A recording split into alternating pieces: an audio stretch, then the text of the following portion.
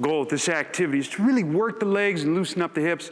Here's what you're gonna do. Get a box set up. You wanna grab 2 dumbbells or kettlebells, whatever you got, and I'm gonna straddle the corner of the box so that way the weights can drop straight down. I'm gonna hold these weights on my side, start with some soft knees. You're gonna take a breath of air in. As you inhale, you're gonna push the knees forward, sit back on the box, and depending on what you're going for, you can go dead stop like that, exhale and come up, or you can tap and go and come up like that. Keys, make sure you keep your feet flat and the heels stay down the whole time. You don't want to like have your heels come up like that. And then as you exhale, you're not pushing way forward.